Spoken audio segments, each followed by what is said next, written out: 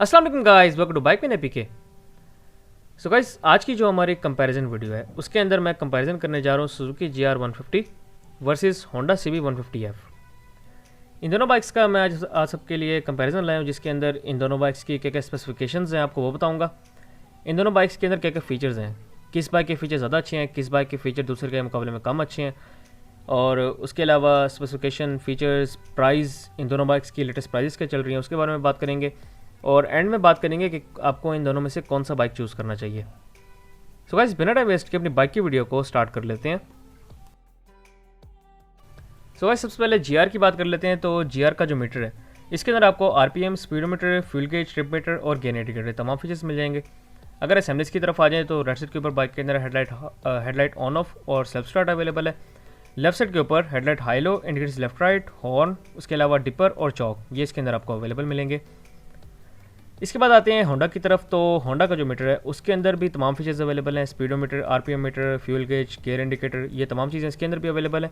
इसके अंदर एक एडिशनल फीचर है जिसको कहते हैं मैग्नेटिक की विद शटल लॉक सिस्टम। ये एक सिक्योरिटी फीचर है इस बाइक के अंदर जो कि काफ़ी अच्छा है। इसके अलावा अगर असेंबलीज की तरफ आ जाए तो इस बाइक के अंदर आपको राइट साइड के ऊपर हेडलाइट ऑन ऑफ और सेल्फ स्टार्ट मिलेगा। और इसके बाद अगर लेफ्ट साइड की तरफ आ जाएँ तो लेफ्ट साइड के ऊपर headlight high low, indicators left right, horn, dipper इस बाइक के अंदर अवेलेबल है। इस बाइक के अंदर चौक का बटन नहीं है। उसके अलावा इस बाइक के अंदर किल स्विच नहीं है। अब आते हैं GR की हेडलाइट की तरफ। तो इस बाइक की हेडलाइट की शेप काफ़ी ज़बरदस्त बनाई गई है। इस बाइक के अंदर आपको हेलोजन बल्ब मिलेगा। उसके अलावा अगर इस बाइक के शॉक्स की तरफ आ जाएँ तो इस बाइक के जो फ्रंट पर आपको शॉक्स मिल रहे हैं वो हैं टेलीस्कोपिक फॉक्स बाइक के फ्रंट शॉक्स।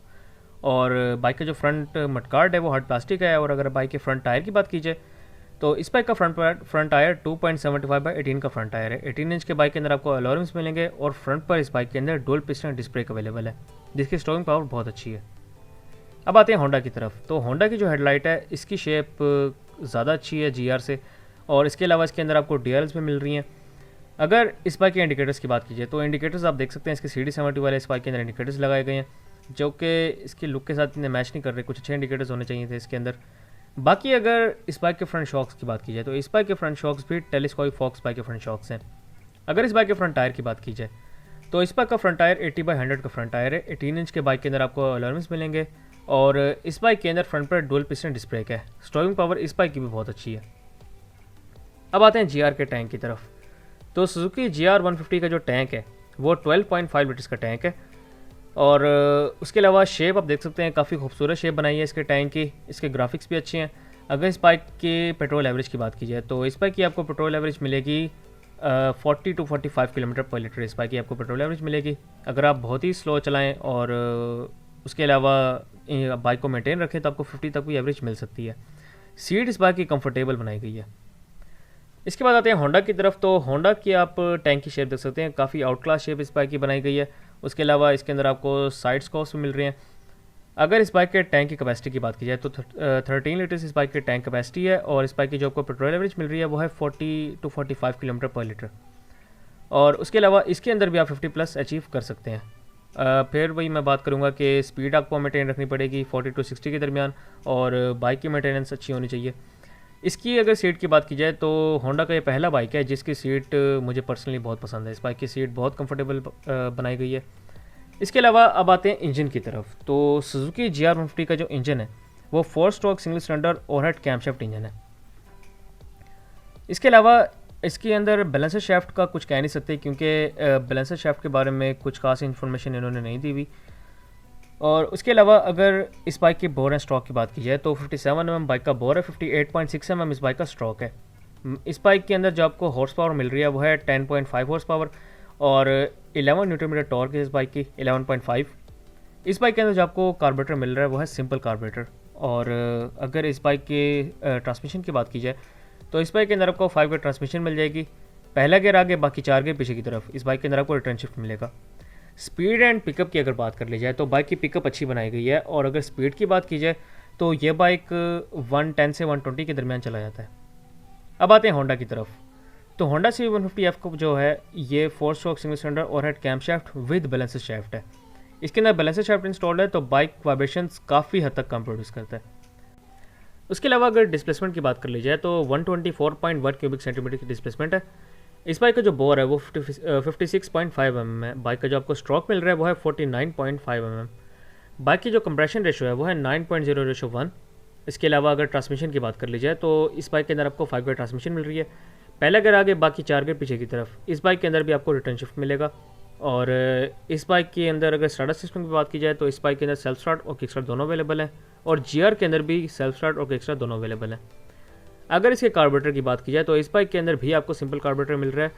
और उसके अलावा अब आते हैं स्पीड एंड पिकअप की तरफ। तो बाइक की स्पीड इतनी कोई खास अच्छी नहीं है, लेकिन पिकअप बाइक की बहुत ज़बरदस्त है। स्पीड इसकी मैक्सिमम भी 110 तक है। अब आते हैं जीआर की बैक साइड की तरफ। तो सुजुकी जीआर के अंदर जो आपको इसका बैक टायर मिल रहा है वो है 90/90 का बैक टायर। 18 इंच के बाइक के अंदर आपको एलोरेंस मिलेंगे, और इसके अंदर बैक पर आपको ड्रम ब्रेक मिल रही है।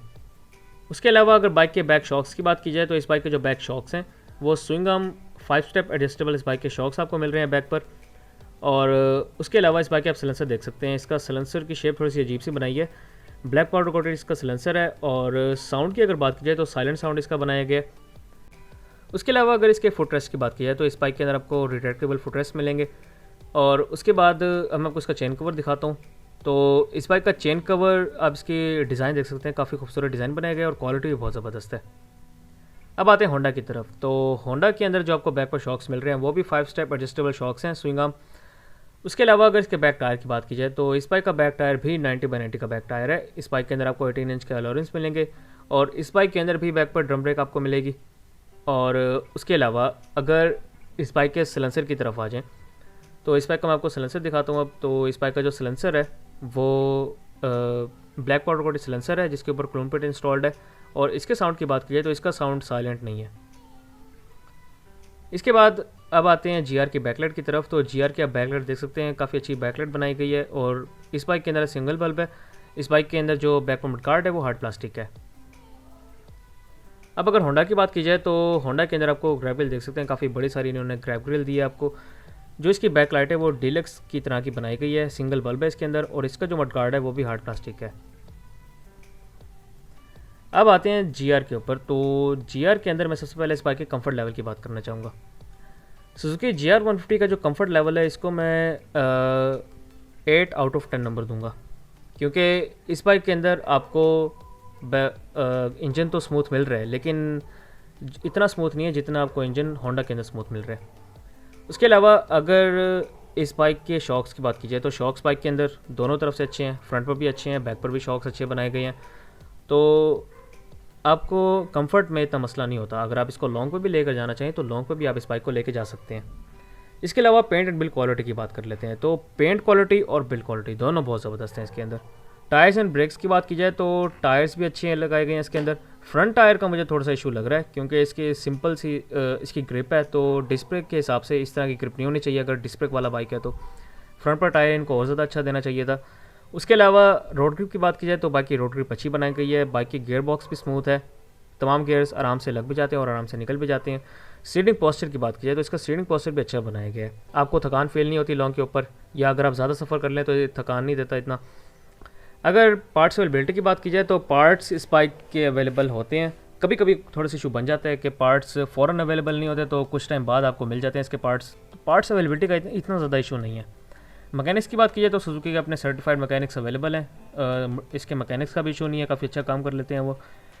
और अगर रोड प्रोटेक्शन की बात की जाए तो इसकी इतनी रोड प्रोटेक्शन नहीं है अभी। लास्ट में करते हैं प्राइस की बात। तो इस बाइक की जो अब आपको लेटेस्ट प्राइस मिल रही है वो है 2,90,000 रुपये। अब आते हैं होंडा की तरफ। तो होंडा के सबसे पहले मैं कंफर्ट लेवल की बात करना चाहूँगा। तो कंफर्ट लेवल में इस बाइक को मैं 10 आउट ऑफ 10 नंबर देना चाहूँगा, क्योंकि इस बाइक के शॉक्स भी अच्छे हैं दोनों। फ्रंट पर भी अच्छे शॉक्स लगाए गए हैं, बैक पर भी अच्छे लगाए गए हैं। और उसके अलावा इसके अंदर आपको बैलेंसर शाफ्ट भी मिल रहा है इसके इंजन के अंदर, जो वाइब्रेशंस को काफ़ी हद तक कंट्रोल कर लेते हैं। पर्सनली मैंने इस बाइक को चलाया हुआ है, आपको 60+ भी इतनी वाइब्रेशंस आपको फील नहीं होती इस बाइक के अंदर। इसके अलावा बात करते हैं पेंट एंड बिल्ड क्वालिटी की। तो इस बाइक की भी पेंट और बिल्ड क्वालिटी बहुत ज़बरदस्त बनाई गई है। अगर टायर्स एंड ब्रेक्स की बात की जाए तो इस बाइक के भी फ्रंट टायर का इशू है। अक्सर डिस्क मारने पर इस बाइक का फ्रंट टायर स्लिप हो जाता है। अगर आप ज़्यादा ज़ोर से ब्रेक मारे तो अक्सर इसका टायर स्लिप हो जाता है। मेरे ख्याल में इसका जो फ्रंट टायर है वो चेंज होना चाहिए। उसके अलावा रोड ग्रिप की बात की जाए तो रोड ग्रिप बाइक की अच्छी बनाई गई है। ब्रेकिंग इस बाइक की बहुत ज़बरदस्त है। इस बाइक की भी अच्छी ब्रेकिंग है, फ्रंट पर और बैक पर दोनों ब्रेक्स अच्छी हैं। जीआर की भी दोनों साइड पर अच्छी ब्रेक्स हैं। अगर इस बाइक के गियर बॉक्स की बात की जाए तो इस बाइक का भी गियर बॉक्स स्मूथ बनाया गया है, आराम से गियर लग भी जाते हैं और निकल भी जाते हैं। सीटिंग पोस्चर की अगर बात की जाए तो इस बाइक का सीटिंग पोस्चर अच्छा है। अगर मैं दोनों का सीटिंग पोस्चर कंपैरिजन करूं तो मेरे ख्याल में होंडा का ज़्यादा अच्छा का सीटिंग पोस्चर है। ये इतना आपको थकाता नहीं है, और अगर आप लॉन्ग पे इस बाइक पे भी जाना चाहें तो लॉन्ग पे जा सकते हैं आप। अगर पार्ट्स अवेलेबिलिटी की बात की जाए तो थोड़ा सा इशू है इस बाइक के अंदर पार्ट्स अवेलेबिलिटी का। अक्सर पार्ट्स अवेलेबल नहीं होते इस बाइक के। मैकेनिक्स की अगर बात कर ली जाए तो मैकेनिक्स का इसके अंदर इशू नहीं है। मैकेनिक्स आप जो अच्छा मैकेनिक हो उसको आप दिखवा लें इस बाइक को। उसके अलावा अगर रोड रिडक्शन की बात की जाए तो इस बाइक की रोड रिडक्शन अभी भी है, क्योंकि लुक आप इसकी देख सकते हैं, लुक वाइज ये बहुत ज़्यादा अच्छा है जीआर से। तो रोड रिडक्शन इस बाइक की कुछ ज़्यादा है। उसके अलावा लास्ट में करते हैं प्राइस की बात। इस बाइक की जो अब आपको लेटेस्ट प्राइस मिल रही है वो है 2,55,500 रुपये, 2,55,500 रुपीज़ इस बाइक की लेटेस्ट प्राइस है।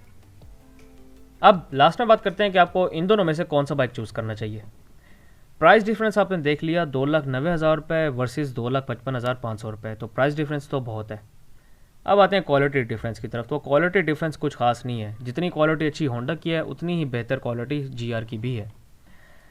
अगर कंफर्ट की बात कर लें तो कंफर्ट वाइज होंडा ज़्यादा अच्छा है।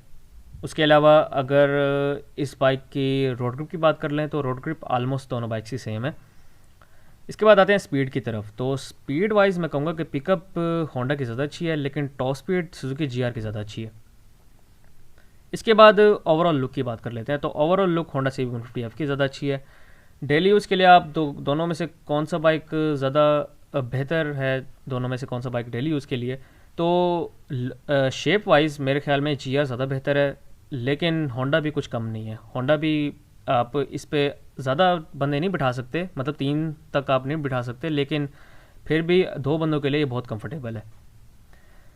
इसके अलावा आप दोनों में से आपको कौन सा बाइक चूज़ करना चाहिए, तो मेरे ख्याल में तो मैंने जितनी आपको वजूहत बताई हैं, मेरे ख्याल में आपको होंडा चूज़ करना चाहिए। सो गाइस, ये थी मेरी आज की वीडियो। इंशाल्लाह नेक्स्ट वीडियो के अंदर मुलाकात है, तब तक के लिए स्टे ब्लेस्ड। अल्लाह हाफिज़।